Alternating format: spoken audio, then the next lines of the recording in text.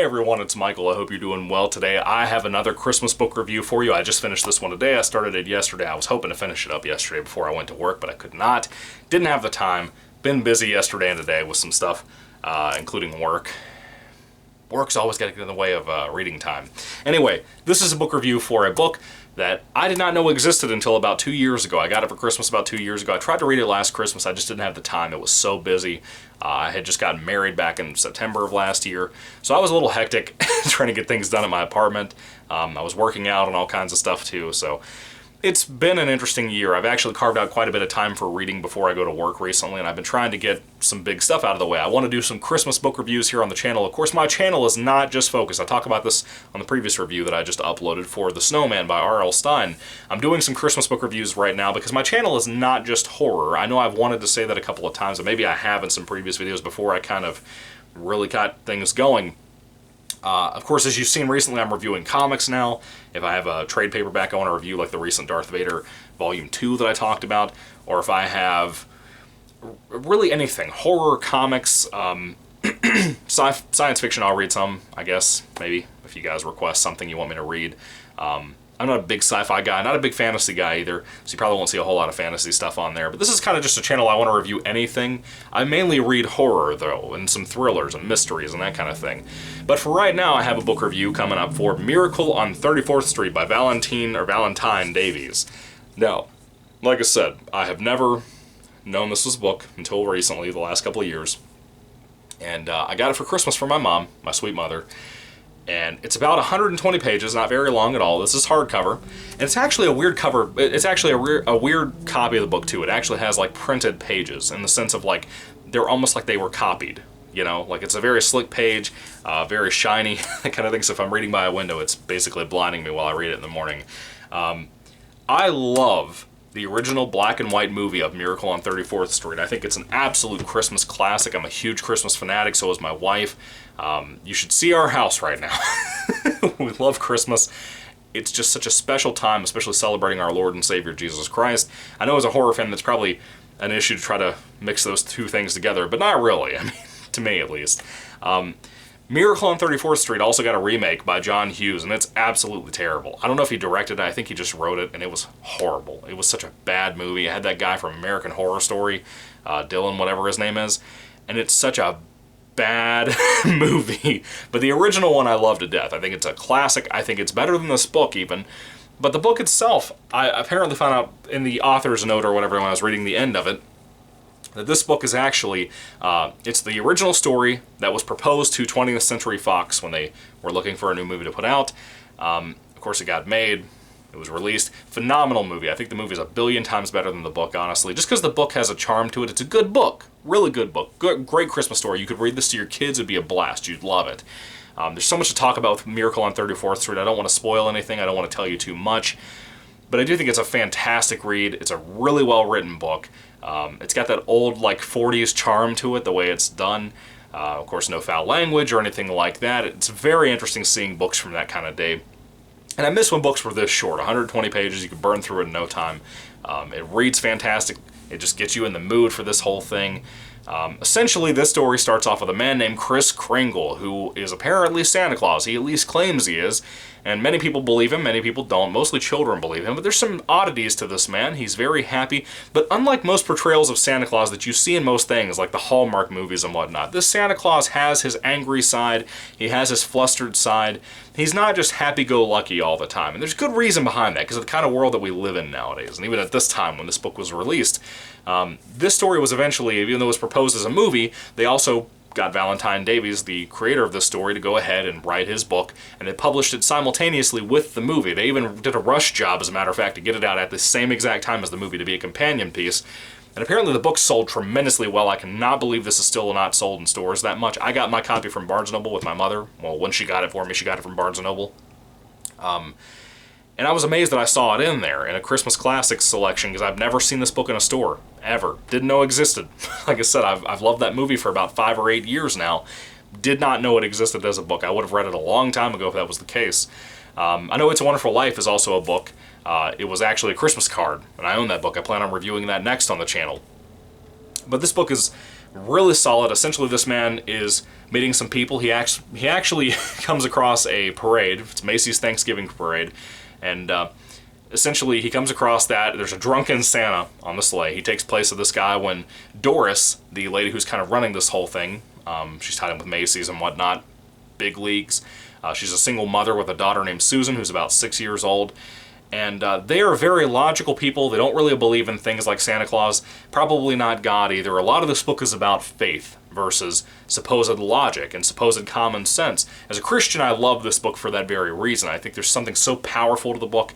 I think this message and this draw to this idea about faith versus supposed common sense, faith versus supposed science and whatnot, it's very interesting. It's kind of corny, too, as a book. It's probably the original Hallmark book compared to something like It's a Wonderful Life, which I think is one of the darkest original Donnie Darko type of things that you'd ever see in your life. Miracle on 34th Street is almost like the original Hallmark movie, in my opinion. It's a classic, though. It's so well done. I love the performance in the film, of course, for Kris Kringle. I don't know the fellow's name, but he's phenomenal in the movie. But the character's writing here is phenomenal, too. I love Chris. He's such a great character. But that Doris lady is a very straightforward person, very business-like woman. Her daughter is also like that. She's raised her daughter not to believe in really anything. Her daughter's never believed in Santa Claus. She doesn't believe in playing games and silly, jokey fantasies out in the park. She doesn't play the floor is lava and that kind of thing. You know, she's very straightforward, very serious kid. Not a mean kid, not a brute or anything, but a solid, very thought-first kid, I want to say. The mom is like that as well. And there's also a fellow who lives next door to them in the apartment complex they live in New York City. His name is Fred. The little daughter calls him Uncle Fred. Of course, this is at a time where you'd let your next-door neighbor, stranger man, take care of your daughter and not worry about anything bad happening. Very odd times. You'd never trust people like that, especially nowadays in 2021, almost 2022.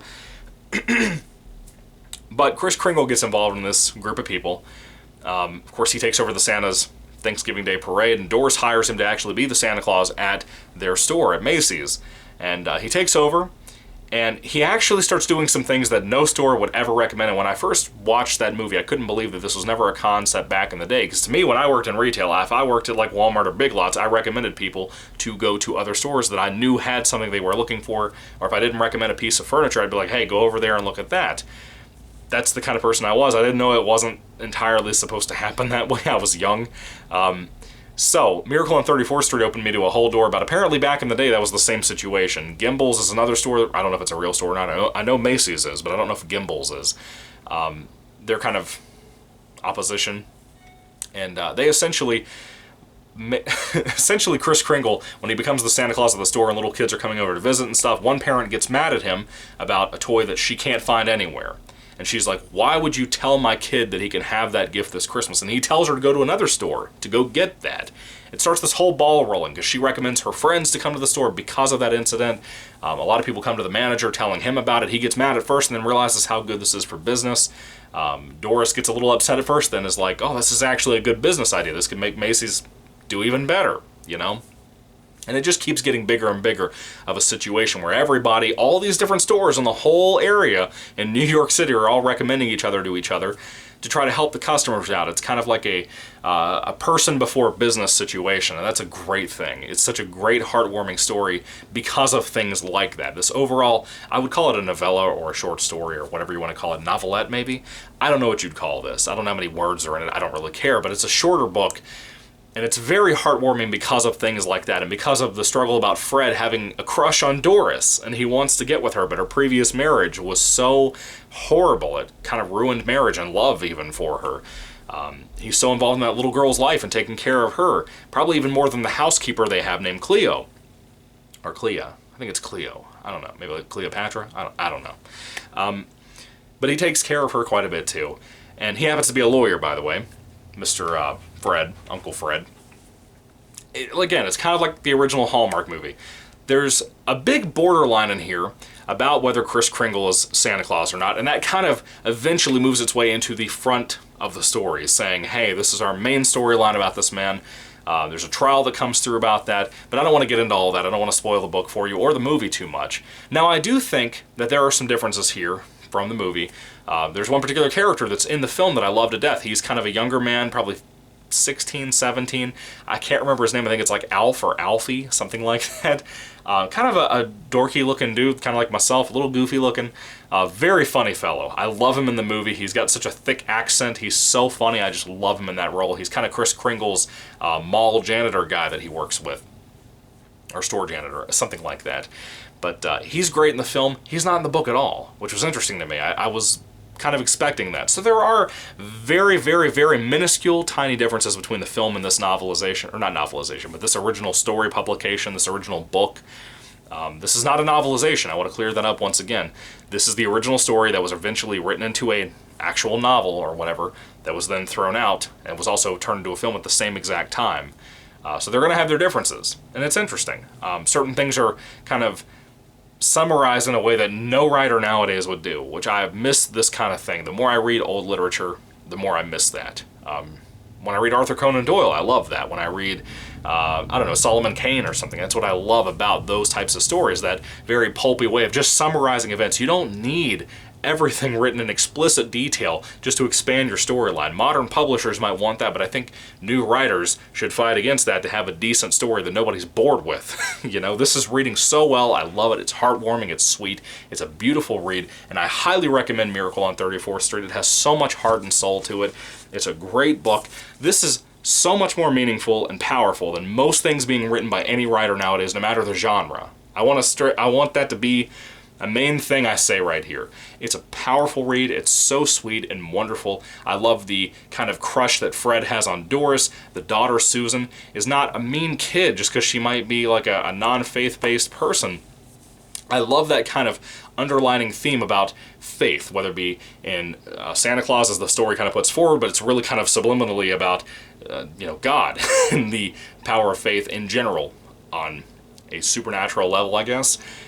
It's not a weird New Age type of thing. It's just a very under the storyline type of discussion. Again, as a Christian, I really like that and really appreciate that. I think that that's something that most people wouldn't take as much interest in nowadays. So it's a very special story from its time, but it still holds up now, in my opinion. It's beautifully written. Valentine Davies has a great writing style. It's got so much going for it. The plot just keeps going ruthlessly. It's not like a super dramatic book, but it has enough tension there to really get you involved, enough kind of sweetness to it, enough charm, especially with Kris Kringle's character, to really keep you going. Chris is the reason I love this book. If that character was not in here, I wouldn't care about it as much. And I love how it thinks so much about whether he is Santa Claus or not. There's a whole focus on that later on in the book, and it's very interesting. Kind of corny, but interesting. So anyway, what are your thoughts on Miracle on 34th Street, the movie, the horrible remake, whatever else? I know there's another remake that was in black and white back in the day. It's like basically the film summarized for a TV version. It was terrible. I saw that back in the day too. Or do you like the book? Which one do you like better? What do you think is the best? Show me your rankings on that if you care about all that. I do think the original film is better than this actual novel, but I do like this. This is good. I recommend it. I will always keep this book and love it and cherish it because it'd be worth reading to my kids one day if I ever have them. Anyway, if I had to rate the book on a 5-star basis, it would easily give it a 5 out of 5 stars from me. Very entertaining, very sweet, very fun, and very perfect for this time of the year. Anyway, thank you for watching, guys. Hopefully you'll have a Merry Christmas this year. If you've read the book, let me know what you think about it. Did you love it? Do you hate it? And do you miss this old kind of storytelling? I do. I drastically do. Anyway, thank you for watching. God bless you. Goodbye.